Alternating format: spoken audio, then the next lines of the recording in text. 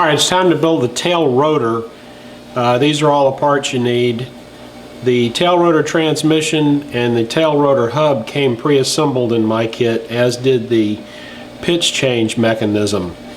The blades you see here are optional. These are Century Rotor Techs. The standard rotor blades that come with the kit are plastic. The ones I'm going to use are graphite. Start off by installing the control ball in the bell crank on the tail rotor. Goes in the outside hole and goes facing towards the bottom or outside of the tail rotor case, otherwise it'll collide with the back of the case here. Second, take the pitch change mechanism, slip it over the tail rotor shaft. You're going to engage it with the pins on this bell crank and just slide it in.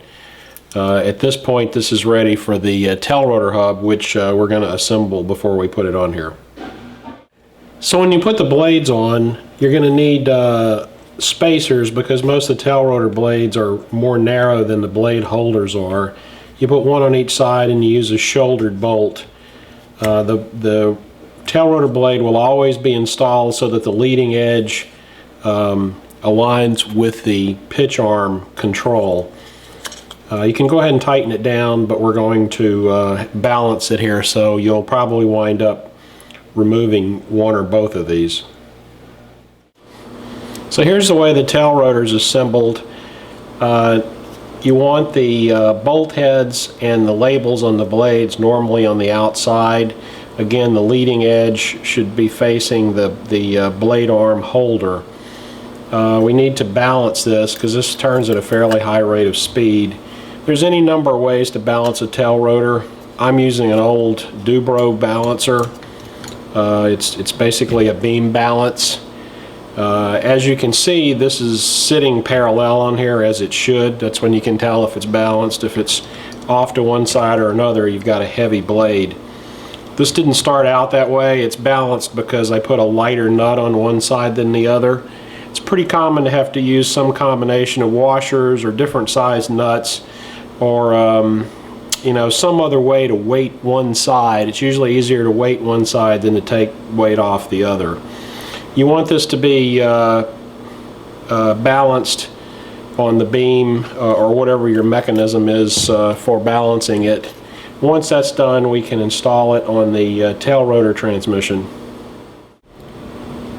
So to install this, you're going to notice that the tail rotor shaft has a dimple on it, and the tail rotor axle has a hole in it. What you're going to do is make sure that those two things are aligned, and then you're going to take the set screw and you're going to put it in so that it seats in the axle in that dimple, and you'll have to rock the blades back and forth just a little bit to make sure it seats.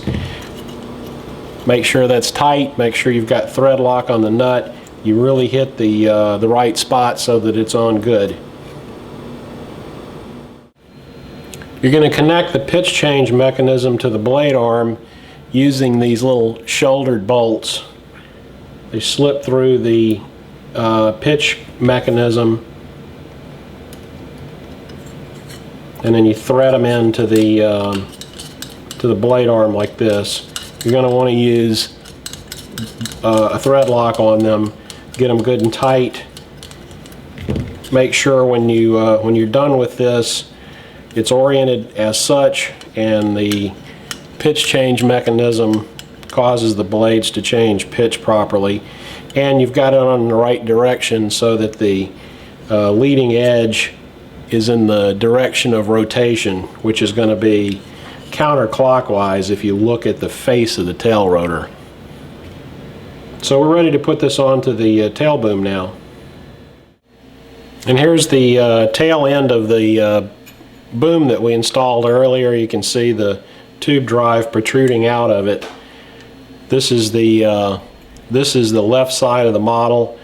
So you're going to take the transmission, slip it over the end of the boom.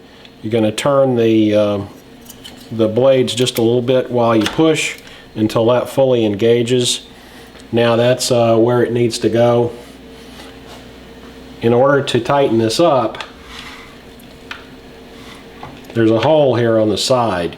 you're going to want to align these two holes and push the little plastic plug into it, which holds these pieces into alignment.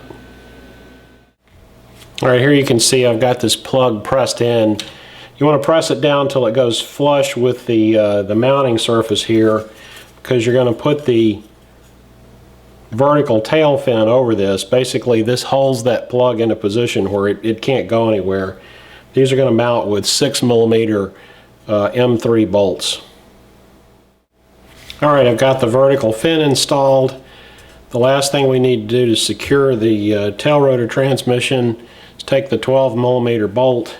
It's going to go through this clamp. Needs to go on with thread lock. You tighten this down. You don't have to kill it, but you do need to make sure it's tight. That secures the tail rotor transmission onto the boom.